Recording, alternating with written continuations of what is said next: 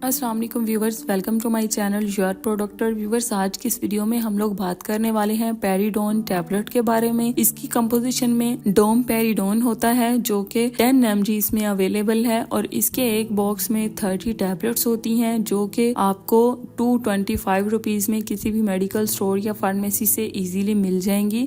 समी pharmaceuticals company ने इसको मैन्युफैक्चर किया है। बात करें अगर हम लोग इसके यूजेस के बारे में, तो इसका इस्तेमाल जो है वो लोग कर सकते हैं जिनको नोजिया या वॉमिटिंग की शिकायत बहुत ज्यादा रहती है। यानी ये जो पेरिडोन टैबलेट है ये एंटी एमेटिक है और वो फीमेल्स या मेल्स जो कहते हैं कि हमें उल्टी आ रही है या फिर उल्टी आने की कैफियत हो रही है, सर में बहुत ज्यादा दर्द हो रहा है, उनकी तबीयत जो है वो बहुत ज्यादा सिक है, तो ऐसी कंडीशन में वो पेरिडोन टैबलेट का इस्तेमाल कर सकते हैं। या वो लोग जिनको वॉमिटिंग बहुत ज्यादा है, रुकने का नाम नहीं ले रही, कुछ भी खाते हैं तो उल्टी आ जाती है, तो वो लोग इस टैबलेट का इस्तेमाल कर सकते हैं। ये उनके लिए इंतहाई मुफीद टैबलेट है। डोम पेरिडोन यानी पेरिडोन टैबलेट जो है ये एंटी सिकनेस और प्रो काइनेटिक ड्रग से बिलोंग करती है और ये मोस्टली जो है शॉर्ट टर्म के लिए रेकमेंड की जाती है, तो इसलिए आपने इसका इस्तेमाल अपने डॉक्टर से कंसल्ट करके उसके बाद इसका इस्तेमाल करना है। बात करें अगर हम लोग के इसका इस्तेमाल करने से इसके साइड इफेक्ट्स क्या क्या हो सकते हैं, तो इसका इस्तेमाल करने से आपको कुछ कॉमन साइड इफेक्ट्स, आपका मुंह